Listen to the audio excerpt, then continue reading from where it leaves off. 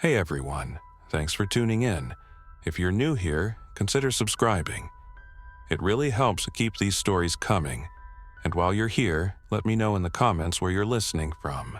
Now, sit back, relax, and let's get into the story. I woke before sunup as always, coffee simmering on the little white gas stove and the Cascades running dark and blue under the last stars. The tower floorboards ticked as they gave back the night's cold. 40 feet below, the guy wires were taut in the breeze that funneled up from the Beckler River Valley. My notebook lay open beside the Osborne firefinder, ringed with pencil circles I'd traced around yesterday's wisps, heat ghosts that never quite became plumes. I logged the hour, wind speed, and a line about visibility to Rainier's Crown, then keyed the Forest Net handset to make a routine check-in. The repeater answered with a gentle hiss and nothing else. It happens sometimes at dawn. The mountains wake slow. By 7, the NOAA weather radio had rolled through the usual forecasts. High pressure holding, humidity dipping, a red flag day by afternoon, and I was picking through a can of peaches when the USFS base frequency cracked with an unfamiliar tone burst. Not the standard repeater beep. A hard, clipped triple tone that set my teeth on edge. I turned up the volume. A dispatcher I didn't recognize was reading a message from the county emergency management. Voice steady but too fast. Words like shelter in place, do not approach, EMS overwhelmed, and then, after a hollow pause, all non-essential personnel to stand down and secure. The channel went to carrier for a long, breathless second. On the highway down in the valley, no logging trucks climbed. No motorcycles on their weekend run to Stevens Pass. Just wind through noble fir, a hawk somewhere high, and the antenna cable ticking against the mast. I cleaned the coffee mug because my hands needed a task and scanned the repeaters. On VHF, the sheriff's office dispatch was a blaze of voices, many overlapping. A nurse somewhere in Monroe asked for guidance. A patrol unit called on a rural road and cut out mid-sentence. I shifted to the AM band and caught a flat mechanical voice reading an emergency bulletin. The words had that distant recorded texture. Stay indoors. Avoid contact with those who show signs of severe disorientation or aggression. Do not attempt to transport individuals who are symptomatic. It repeated, and then the station dropped into the kind of soft piano they use when everything else is broken. Sunlight crawled across the floor to the hatch. I raised the binoculars and swept the valley. Index sat small and square by the river. Beyond it, Highway 2 curved like a silver thread towards Skycomish. At first I thought I saw fog. Then the first dull orange winked in the grids of town, not far from the rail tracks. It held there, grew, feathered at the edges, and in the time it took me to step around the firefinder, the glow became 2, then 3 points. Not slash burns, not a brush pile, structures. I checked in again with the district repeater. Nothing came back but fringe static and a man's voice from far east. Copy containment failed, before a burst of hash swallowed it. I am a lookout by trade and habit, and lookouts are inventory people. You count what you have, you write it down, and you count again. I walk the room, chalking it in my head. 3 5-gallon jugs of water and 6 empties I could filter back at the creek. 2 cases of Mountain House meals, 8 cans of beans, 12 of fruit, 1 of coffee, a loaf of hardtack I joke about but always eat anyway, a sack of oats, a bag of trail mix, peanut butter, honey, a dozen energy bars nearing their best buy, a hand crank lantern, extra AA batteries, a modest solar panel feeding a deep cycle battery through a charge controller, the first aid kit, well stocked after a spring resupply, tourniquets, cleansing pads, tape, gauze, ibuprofen, acetaminophen, 1 packet of suture strips, a thermal blanket, a small bottle of iodine, an extra tourniquet I'd added from my own kit. bear spray in its holster on the rail, a short-handled Pulaski, a splitting maul, a still saw with a sharp chain and a half-tank, an extra bar in the locker, rope, paracord, carabiners, an old sailmaker's needle, a whistle. The tower was a square cabin set atop a crib of timbers, each wall made mostly of windows.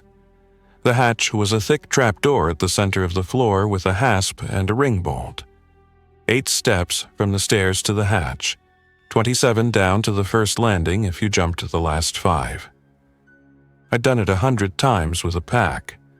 I could do it with my eyes closed. I might have to. Around 9, the radio tried to lock to a call and didn't. A voice cut through at the edge of the squelch. "Ranger, you up there?" And then the antenna finally caught. "This is Maya," the voice said. Younger than I'd expected. "We're on the trail. Is the tower open?" They came into view half an hour later, a couple stepping carefully on the switchbacks through the hemlock, both carrying backpacking gear that had been loaded in a hurry. She wore a bright wind shell, hair pinned under a cap, a trekking pole in one hand and the other steadying a guy behind her who was breathing hard. He had a bandana tied around his left forearm. It was the wrong color for a wrap. Red spreads into fabric. This one held a darker center like a spill. I dropped a cord and a hook from the east window to pull up their packs rather than let them on the stairs with that load.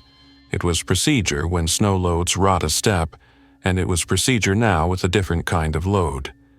The packs felt like they had been packed in the 5 minutes it takes to decide to leave. Stove, but no fuel. Snacks. A tent fly with no poles. A tube of sunscreen clipped to everything, jingling like bells. "Thank you," Maya said as she came up the last steps, one strong hand on the rail. She had paramedic-fast eyes. "I'm Maya Calder. This is Luke." "Evan," I said. "I'm the one who lives up here." "You really heard those broadcasts?" Luke asked us both. As if Maya might step in and say no, it was a dream. He looked pale. He looked like the last time he had eaten anything of substance had been a while ago. "I heard them." I glanced at the bandana. "Dog," he said quickly, because lies are most often simple. "Big one. Gate was open." Maya's face said, "Please let this go. We are tired." And so I did for the moment. "You're safe up here for now," I said. "Remove your boots, wash your hands. Water's to the left, sanitizer on the shelf. We're on a boil advisory because I don't trust Down Valley right now. I'll show you the latrine bucket. It's not glamorous, but I can't risk the stairs."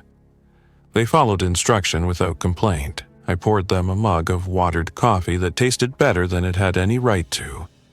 While they drank, I called over the channel to see who else might answer. A crackle, a voice that sounded like the Beckler campground host, and then silence under a long, low sound I couldn't place. Wind, I thought, until I realized I wasn't looking outward anymore. I was listening downward. The sound was a group moving on the trail. I took the field glasses and scanned the switchbacks. 3 figures came and went between the boles of grand fir. 2 larger shapes in camo jackets, and an older man in a blaze orange vest with the careful, forward-canted walk of hunters who have spent their lives stepping around blowdown. They reached the stairs and stopped beneath the landing, peering up with the squint of people adjusting to shade after sun. One of the camo jackets unshouldered a rifle case and tapped it like a waiter with a wine list. It wasn't a threat so much as an introduction. "Hunting season's not till fall," I called. The older man cupped a hand around his mouth. "It's not a season anymore," he said. "It's today." I considered them the way I consider weather. Coming, inevitable, something to meet with the right clothes. "Names?" I asked. "Dale," the older man said, patting his vest as if he had a name tag there. "This is my sister Tina, and this is Miguel." He nodded toward the other camo jacket. "We're 3 days back from the high meadows. We saw what the valley looks like. It's a lot of orange. We came up because high seems better than low." He had a point. High keeps you out of flood and sometimes out of trouble.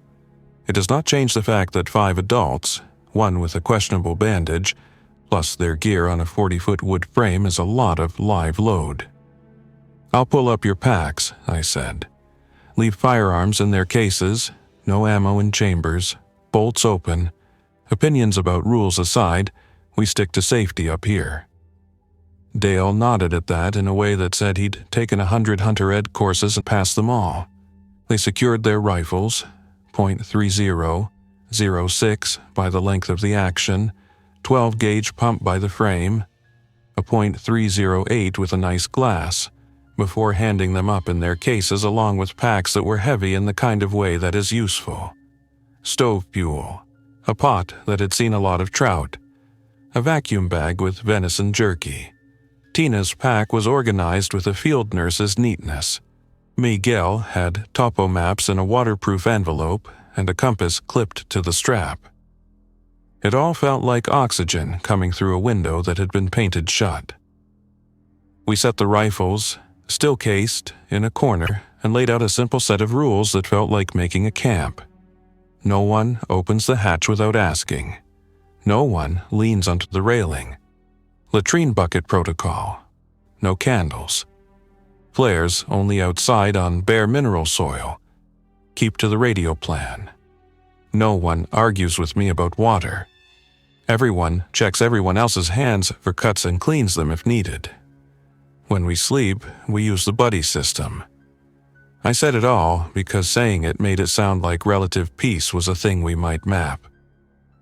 We ate a cold lunch, jerky, beans, a can of peaches divided by spoonfuls, and watched the valley. By early afternoon, smoke columns were visible far to the east. Not big, not crown fire columns, but more than I had seen yesterday. The wind shifted to an easterly push, the way it sometimes does when the thermal gradient plays its tricks. The forest below us glittered with heat like scales. Luke dozed. When his bandana slipped, I saw the edges of the mark on his forearm. Whatever had made it had broken skin clean on one side and ragged on the other. The tissue around it had taken on a troubling hue, not just bruising, but something like a heat flush. I lifted my eyes to Maya. She saw that I saw and set her coffee down. "He didn't want to stop at the urgent care," she said. "There were too many people out front, and people were... I'm a paramedic off shift. We left when the first broadcast hit. We thought up would buy us a day." "How long ago?" I asked. "Last night," she said. "Around 11. The specifics mattered. I had no science. I had only a looker's sense for tempo, how fog comes in, how dew lifts, how a trail washes out not at once, but under 10,000 particular feet of water. Whatever was happening down valley moved faster than fog and slower than fire. If the man on the AM radio told the truth, it moved person to person, which meant the space between mattered even more here, where we were too few and too high for a hospital that was no longer answering anyway. I asked if she would let me clean his arm. She did. I peeled the bandana gently and soaked a gauze pad with iodine, and I said, "This will sting a little," because it always does. And we both laughed a little because the way we say things matters. I rinsed with boiled water we cooled in a pot lid and wrapped the forearm in a clean dressing, firm but not tight. The edges of the skin were warmer than I wanted them to be. I held the back of my finger to his forehead and felt heat there too.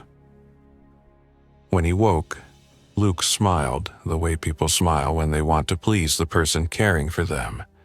"I'm fine," he said. "Let's keep telling each other the truth," I said, and he nodded like he knew that had 2 parts. "Every lookout has a moment, one per season at least, when solitude snaps and you become a house host. You make sleeping spaces. You move the stove to a safer place. You stack the spare plywood and the hammer where you can grab them fast if the door bangs open in a storm. You decide where the first aid kit will live that day." I laid out blankets. Maya arranged the first aid kit where her hands could find it without thinking. Tina took stock of the food, wrote amounts on the backs of old forms, and propped them on a nail where we could see. Dale and Miguel worked the rope we used to haul and checked the guy wires where they met the tower frame. There were old braces in the storage area under the bunk, and we set 2 aside for the hatch. I kept one eye on the slope through the glass. At sunset, the wind shifted again. The smoke to the east rose in a taller column and took on color. Dirty at the base, the kind of mix that means structures are involved. The sky over Skycomish went orange and then an alarming bright. You can tell a lot about a fire's intent by color. The chalk of a grass flash, the warm churn of a logging slash, the harsh white of resinous crowns going to ember. This was a pattern I did not want in forests already tender dry, and somewhere under it all, a different pattern had started.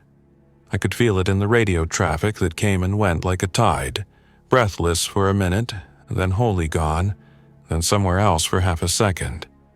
It sounded like a net being pulled too fast through water.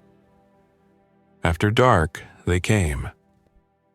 The first headlamp caught my eye, jittery scatter through lodgepole shadow, then a second, then 5, together like a school of fish turning.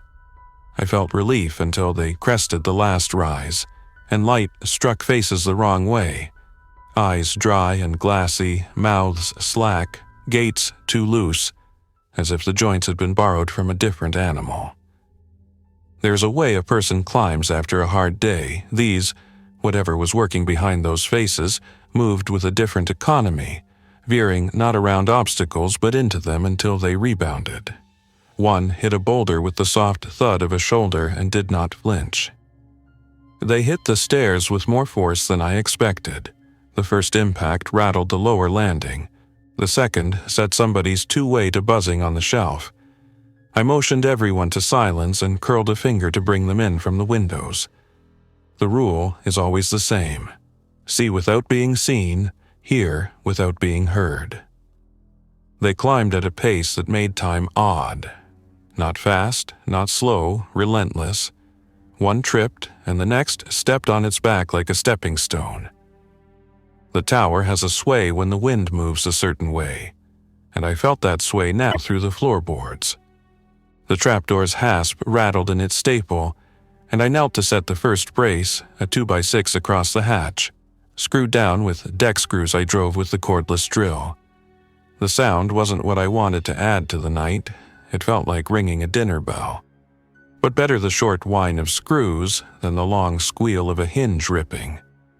Dale slid the second brace into place and held it with his shoulder while I drove 2 more screws. Tina wedged a chock under the ring bolt. The hatch settled against the new support with a solid, promising thunk. We spread our weight, sat on our bedrolls, and listened. The rail creaked as something sought a grip. A palm smacked the underside of the hatch. A fingernail, or something like it, scraped along the seam. I kept my breath slow because breath is a decision your body makes when you tell it things are within your control. I put my hand on Luke's shoulder because his was going too fast for any decision to help.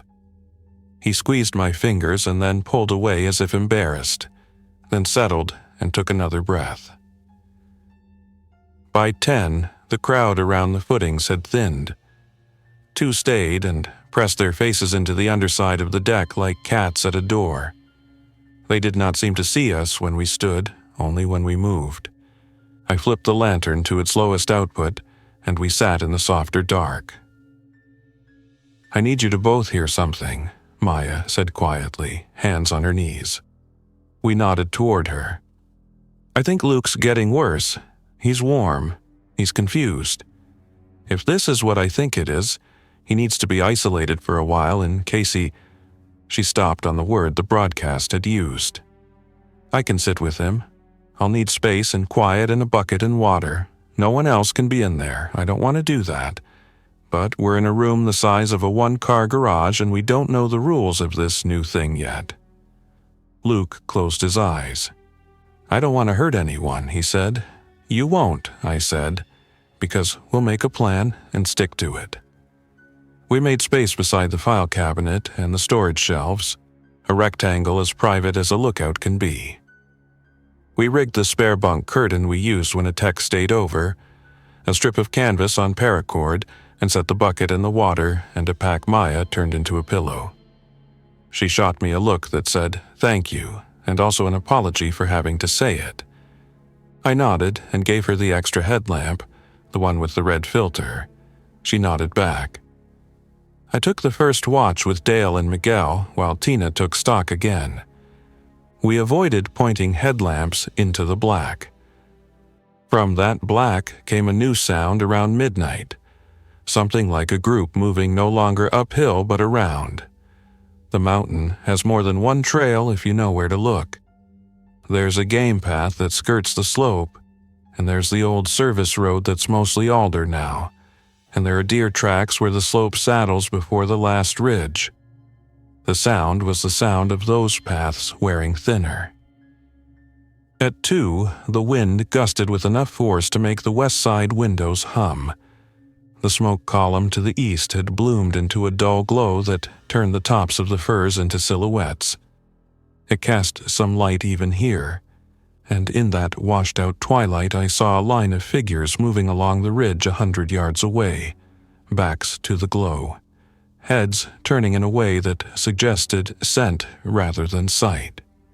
Several angled toward the tower, not because they truly saw it, but because the tower is the kind of thing that calls to a body, a vertical, a beacon, a place where there must be people. We moved softly and settled hard against the walls, and I breathed through the cloth of my sleeve to tame the smell of us. Near dawn, the two at the base wandered on. The ridge turned quiet again. I took a tin cup, scooped water, and set it on the stove as the window glass fogged with the day's first breath. I listened to the NOAA Weather Channel, waiting for a voice and getting an automated loop about the fire weather watch. The AM band woke with a murmur like a big room, and then an emergency broadcast tripped again, the voice shaking slightly now. "Do not travel to population centers. Seek higher ground if you are in a low-lying area. Avoid direct confrontation. If you are in good health, consider lending assistance to those who are nearby, but exercise caution at all times." A second voice cut in, a county official I knew from meetings, and then the band died for a full minute. When it came back, it played the same bulletin from the start.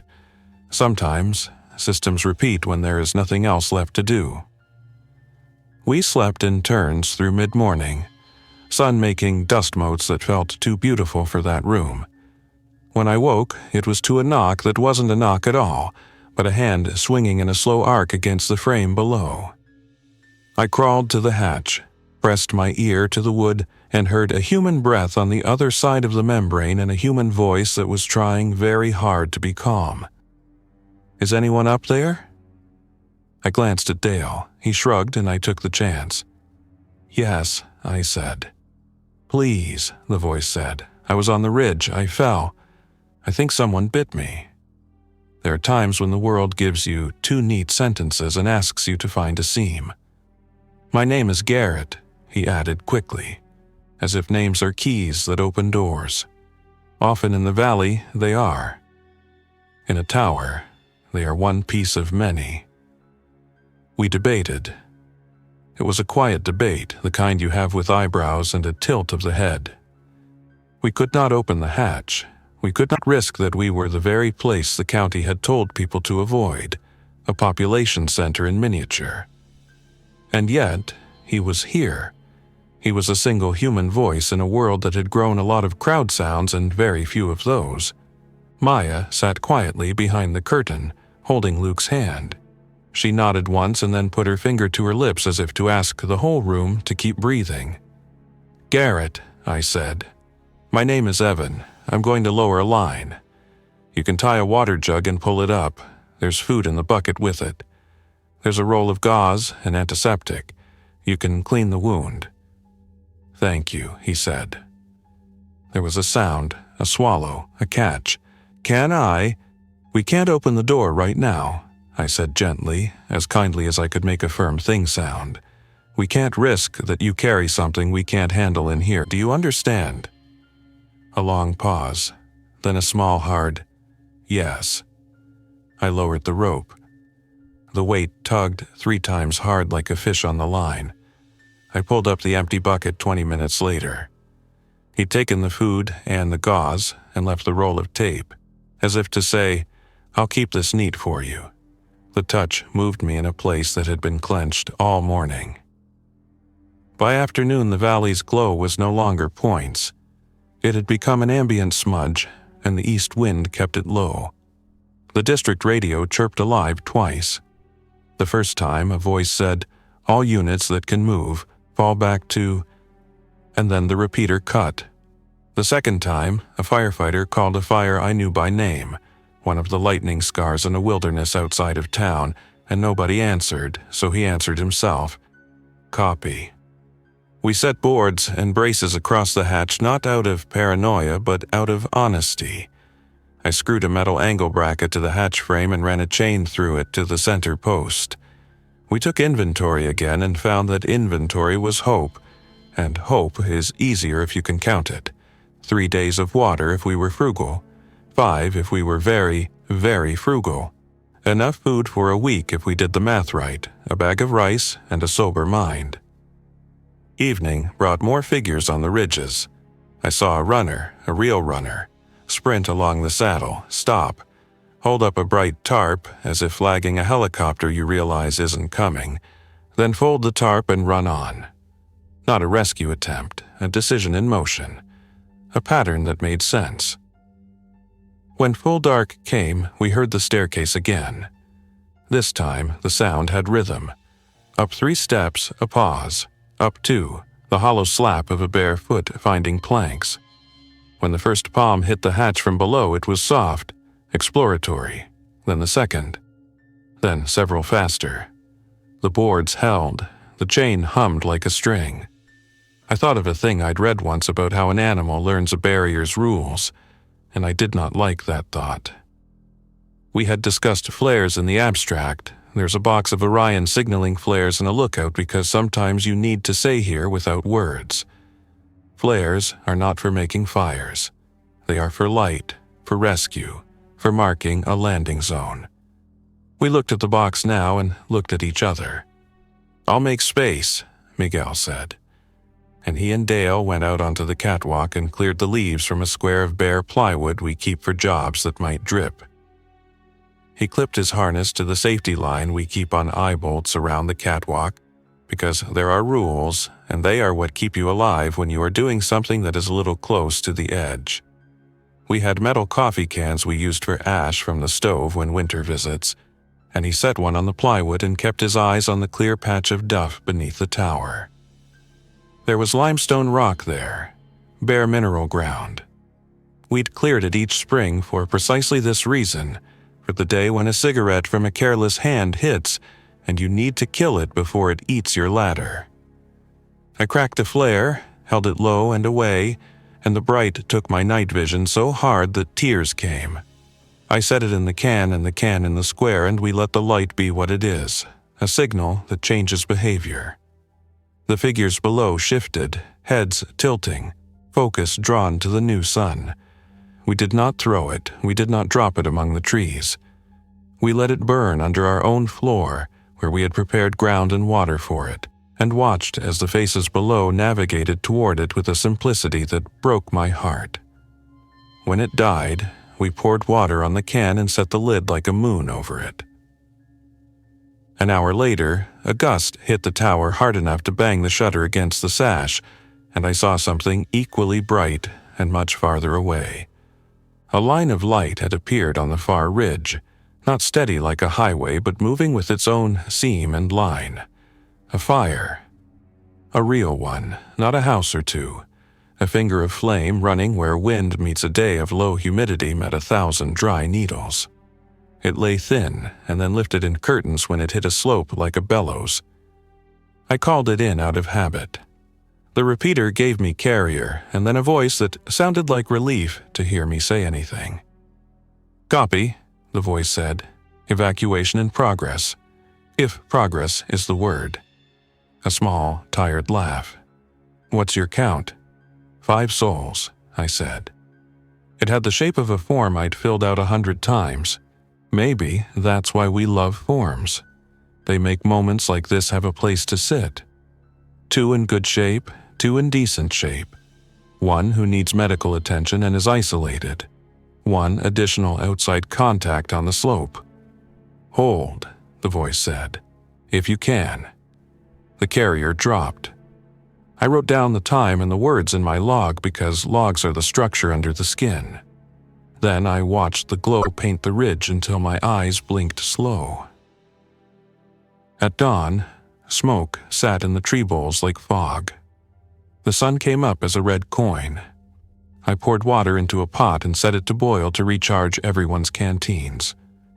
We rotated the little solar panel to drink the new angle. I checked on Luke. He was sweating. His pulse was quick. He looked at me with recognition, but not entirely. "Maya," he said, and she was there with a cool cloth and a fairness that did not cross into false cheer. She told him a story about a dog they had seen on the river last month, the way it had looked at the water like it wanted to have a conversation with it, and he smiled in a quiet corner of his face. Below, on the flat where the old service road used to turn, 3 figures stood the way people do when they are thinking about moving together. 2 wore clothing that had once been uniforms. 1 had a long braid that hung down the center of her back. They moved with focus, and when one stumbled, the others helped without looking away from their path. I watched them like weather until they were gone beyond the ridge. It helped to see people doing a sensible thing. It made the room feel bigger. By afternoon, the fire on the far ridge had found ladder fuels and stood up. You could hear it now, a freight sound, and it thrilled the heart in the way some things do even when they should only scare. I filed the location in the coordinates book and wrote a note. If it crosses that cut, the north face will go. Later, that note would guide the plan that saved us. At the time, it was simply a way to keep my hands from shaking. We made a decision then that felt both too soon and exactly on time. If the wind swung, the tower would be in a cone of heat and ember. If the staircase stayed crowded, we would be trapped in that cone. We had a window still, the back trail that drops to a saddle and picks up a makeshift route we'd cut years ago to help with repairs. If we took it in the night, we might move under the smoke and out of the way of a Crown run. "Tonight," Dale said. "We go tonight. We take what we can carry, water first, food second, tools that serve more than one purpose." "We leave a note," Tina said, because she is the kind of person who leaves a note even in a world that has stopped reading them. If someone comes after, they should know where we went. "We can't carry the rifles and the water we need," Miguel said. "The kind of clear, cold truth that cuts in and makes a plan better. 1 rifle, 1 shotgun. No more. We carry bear spray each. We carry headlamps but keep them on red. We tape anything that jingles." "Luke?" I asked gently. Maya swallowed. "I can get him down the stairs if no one is on them," she said. "I can't do more than that. We need a stretcher on the flat if he can't walk." I set 2 planks aside and tacked a tarp between them with enough slack to make a sling. Lightweight, too light to be a good stretcher, but better than our arms alone. We rigged drag loops out of cordage, threaded through carabiners to make handles. We wrote our note on the whiteboard that had held weather for a dozen summers. Headed north by maintenance route to Beckler Station. Tower secured. If you read this, take water and leave a sign. I set it by the radio and turned the radio to low volume with the squelch just above the floor, so any voice would lift it like a hand. We ate early and drank as much water as we could hold, the old backpacker's trick of carrying it inside you. I explained the descent in detail because detail is a friend when nerves fray. 2 switchbacks to the alder stand, 40 steps to a cairn that marks the game trail, boulder field that requires 3 points of contact, then the slash where we cut the new path 2 summers ago to bring up the replacement shutters. It's flagged, I said. We used blue tape. Some will have fallen. Look for cut stump ends. The wood will be bright under the weathered bark. We waited for full dark. Time changes shape at transitions. Day stretched, night snapped down like a trapdoor itself. At 12, we killed the lantern. I moved to the hatch, breathed once through my sleeve, and eased the first board. No sound we couldn't absorb with silence followed. The second board lifted with a groan I would have sworn the wood would never make. It did, but the wind took it and ran it up the slope like a bright thread that thinned. I slid the chain free of the angle bracket, eased the hasp, and opened the hatch a fraction. The smell that rose was not rot. It was simply everything human that accumulates near a human place: sweat, food, feet, and the faint sweetness that always hangs around weathered pine. I breathed that in like a friend, and then put my foot on the top step. We descended one by one, each taking the steps at the exact moment the person before had moved far enough to make the tower's sway cancel. There's a rhythm to stairs when they carry weight. We found it without speaking. At the landing, I paused to listen. The forest sounded like forest again at that moment. The night breeze brushed the needles. A nighthawk cut a diagonal above. I nodded up to the room I had loved like a person and felt the odd, specific grief of leaving a place to save the people who make that place matter. We reached the ground. We all stood very still. We heard something far off, voices, but not in words, and we moved anyway because stillness makes you glow in the world when everything else is moving.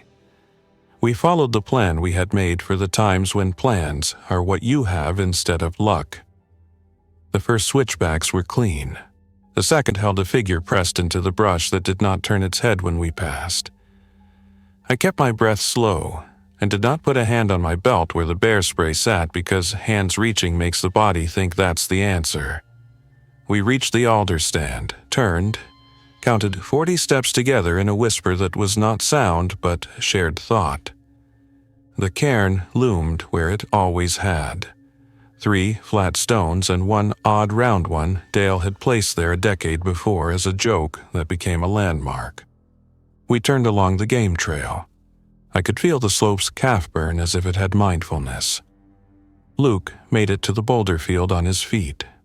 We laid him in the tarp then and took 2 corners each, and Maya walked backward, talking gently, keeping his eyes on her face as if her face were the only map he needed. On the far side of the boulders, a shape stood. It took half a step toward us, then another. I raised my hand and held it palm out, the universal sign animals know even if they aren't animals anymore. Not now. It moved off, drawn by a sound that had nothing to do with us. The slash we had cut was there where I said it would be, angled down through a young stand that had grown too thick. Blue tape flapped in the branches like fish. I could smell the old sap from the cuts even now. We moved faster because the slash was like a hallway. We reached the saddle and the little bench where we had staged supplies the day we replaced the windows. I thought for a time about staying there and letting Dawn sort the rest, but when I turned to look up, the far ridge threw embers high. The wind carried some this way. They landed in the duff with little sighs. One flared and died. Another flared and found a dry curl of bark and made something larger of itself before I crushed it under the boot heel I keep so clean exactly for this work. "Go," I said. We went. The maintenance route met the old service road where alders had made a tunnel of it. The roadbed was firm, though, and the grade gentle, and for the first time since we had started down I let my shoulders come off my ears. We carried Luke in his sling 2 more turns. Then he insisted on walking again and surprised us with the steadiness of it. He held Maya's elbow and the rail of the old bridge over the creek where it crossed in 2 steps of brown water.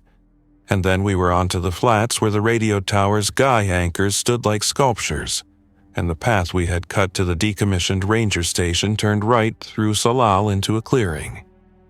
The station had been mothballed 5 years ago. A small 1-story wood building with a tin roof and shutters over the windows. A porch that tilted a little toward the creek as if listening. I had a key because once a winter the roof would need a patch or the door would swell, and I would walk there with a thermos and fix it in the snow.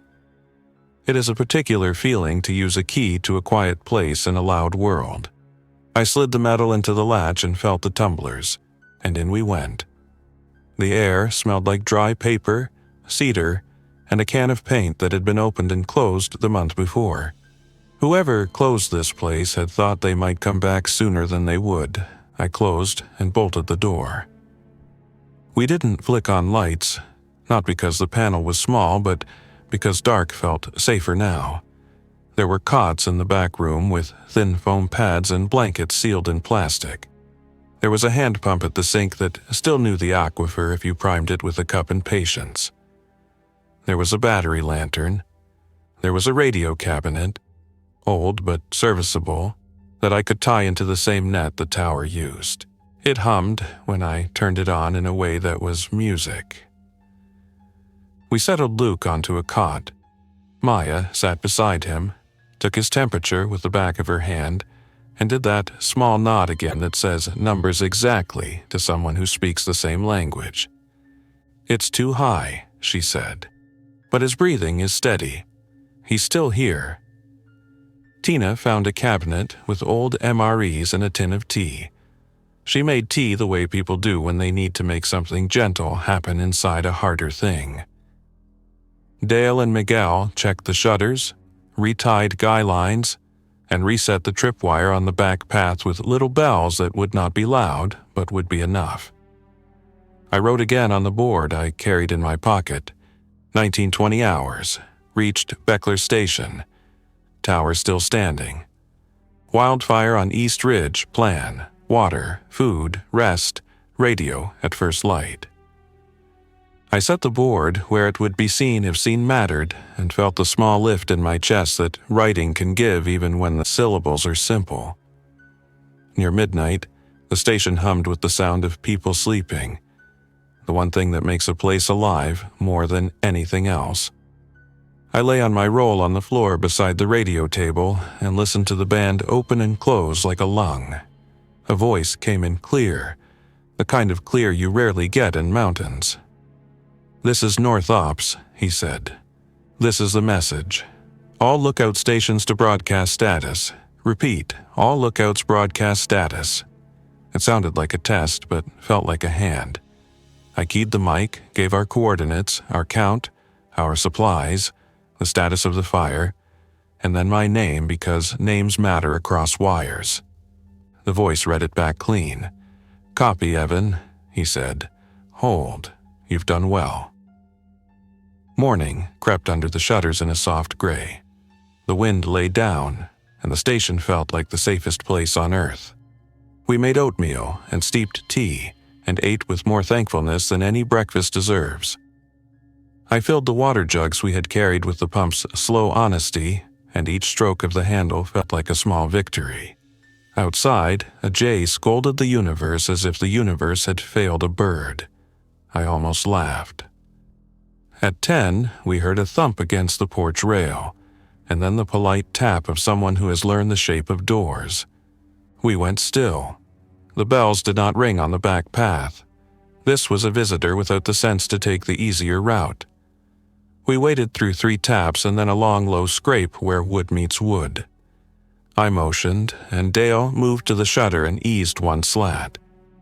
Through the gap, he saw a man leaning against the rail, hands down at his sides, chin tipped like he was listening to a river. His clothes were torn at the shoulder. He had a streak of something on his cheek that could have been dirt. It was Garrett. We left water on the trail. I said through the door, not opening it, with more gauze. He tilted his head toward the sound. He made a sound from the back of his throat the way people do when they have forgotten the shape of words.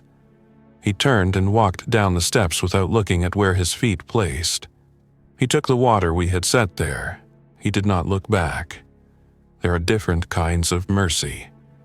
This was one. By afternoon, the fire's freight song moved in a deeper band.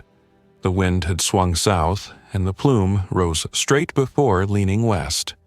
On the AM band, the bulletin had not changed much. It had grown quieter, as if the person reading it was now reading from a smaller room.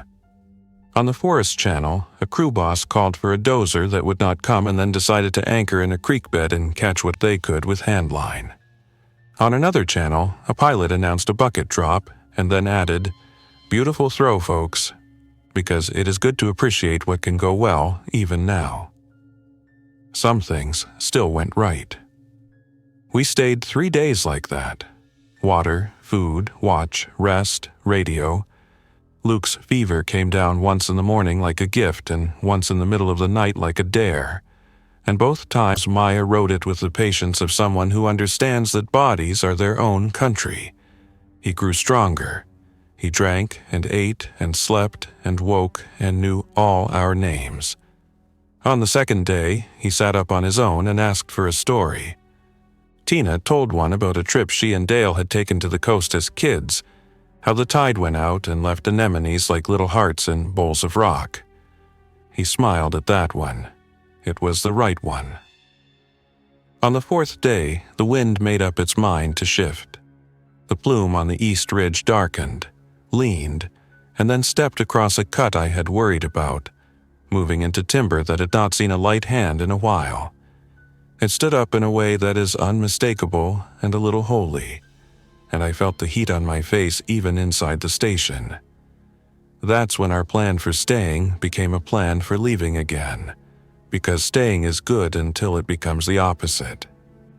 We had two options: downstream along the creek to where it met the river and took us to Highway 2, or up the old service road to a saddle that would drop us toward a decommissioned campground with a wide gravel bar and a defensible posture. The first took us toward a place where infected movement had been more than we wanted. The second took us into thinner air and a wind that would carry heat above our heads instead of into our faces. We chose the saddle. We packed lighter than we had for the first descent. 1 pack per pair, water, the last of the rice and beans, some jerky, the hand crank lantern, the first aid kit fully stocked, and a small bag of tools. We left a neat stack of MREs with a note that said, "Take what you need, leave what you can." I put the station key on a nail above the door for the next person with hands to grab it. We moved the way you move when the world has started to burn in more than one sense of the word. Fast, steady, focused, with an ear tuned to both the semaphore of trees and the talk of people.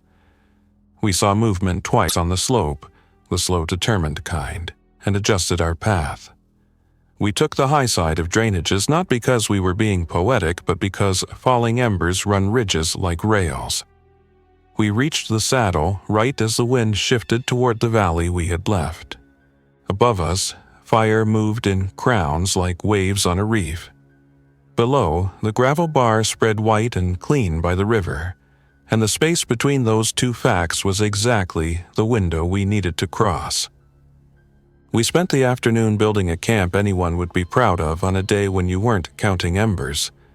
A low line of rocks as a heat break, a cleared patch for sleeping, a wind shadow from a log we rolled with teamwork.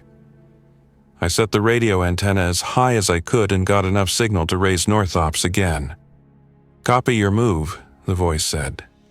"We're establishing community centers at certain high points. If you can hold at the Beckler Gravel Bar 3 nights, there may be a group moving through." "Roger," I said. "We can hold." We held that night under a sky that glowed as if a second sun had learned to live below the horizon. We took turns sleeping and watching. In the warm dark, A deer came to the far edge of the bar and looked at us with the uncomplicated math of a deer. I held as still as I could and let the tiny space of peace it brought do its work. In the morning, ash fell like a polite snow that wouldn't decide to commit. We wiped it from our faces and drank coffee made weak to make it last. On the second night, we heard voices before we saw shapes. Not the off-time, wrong-angled sounds of those who had lost the chemistry of human movement, but the measured cadence of a group that had decided to keep time together.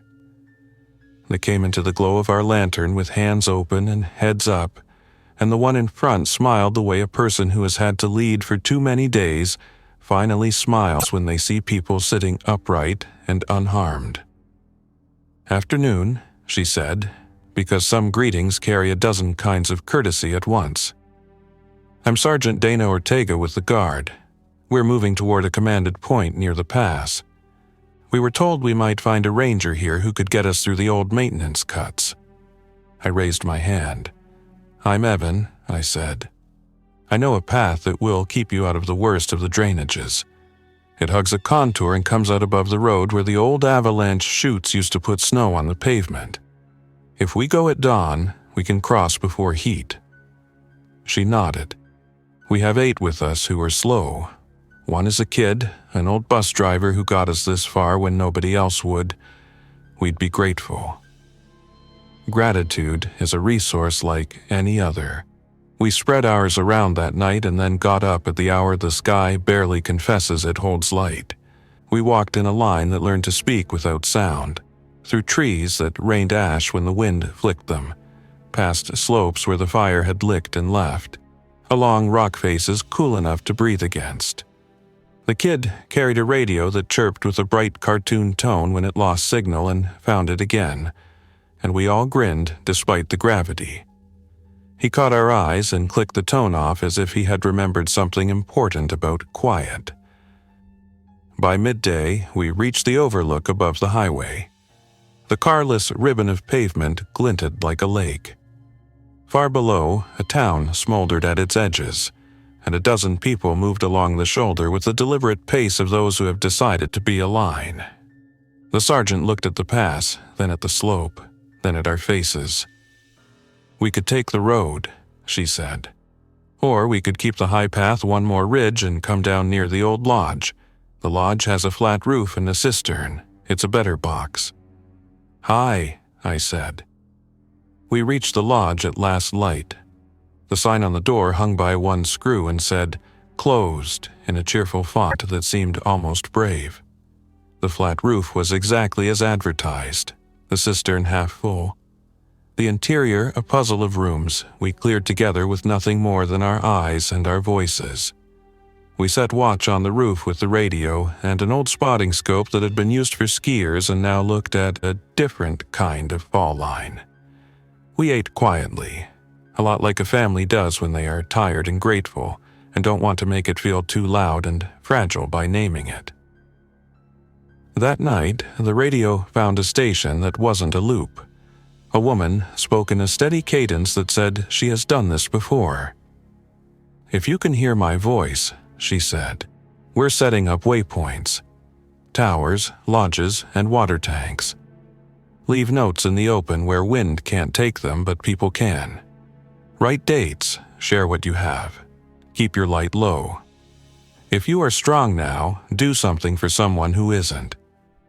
If you are not, do what you can to get to a place where someone can help you. We are fewer than we were last week. We are more than we were yesterday." We slept on the roof under a sky that was finding stars again, and a wind that had cooled enough to think maybe it had learned something. In the dark, I thought about the tower. I pictured the way morning sun drew lines across its floor, and how the glass caught birds and let them go. I imagined a new group reaching it in daylight and reading the note and taking water and leaving news. I saw that room warmed by bodies and conversation the way it had been for a day that felt like a year. I saw it in winter under snow, towered above drifts like a ship. I saw it in spring when the manzanita blooms, soft and secret and small, I let myself think beyond the hour. By the time we moved again, west now, down the far slope to a bend in the river where the guard had set a staging, Luke was walking without a hand on his arm. He leaned on Maya once, then let go because she wanted him to try. Dale and Tina had a joking fight about whether coffee should be thick or thin that lasted the whole way and kept fear from filling every space. Miguel showed the kid with the radio how to find north with a watch and the sun, and the kid grinned like he had learned a magic trick that would impress someone later. Sergeant Ortega walked and counted and checked and spoke the way people do when they have learned to the cost of a word and used them with care.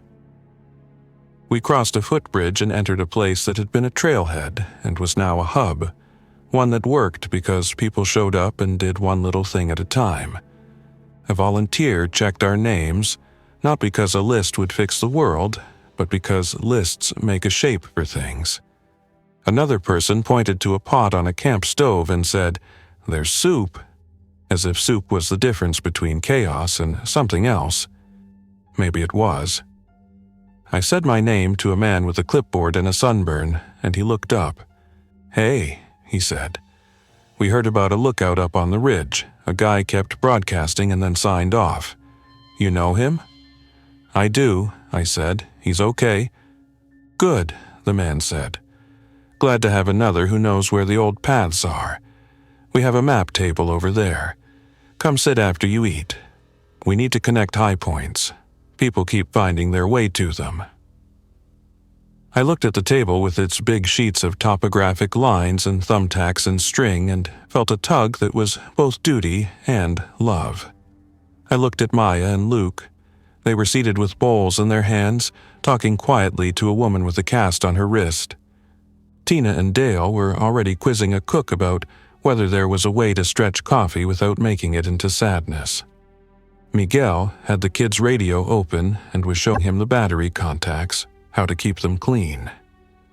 Sergeant Ortega was in efficient conversation with two people in vests, and their hands were moving like a small choreographed dance.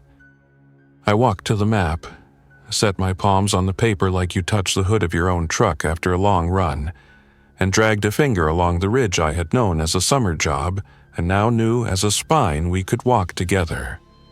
I pointed to the tower and the station and the lodge and the gravel bar and said, "Here is what holds." In the days that followed, we made new paths between those high points. We left notes under rocks and tied blue tape where wind wouldn't swallow it.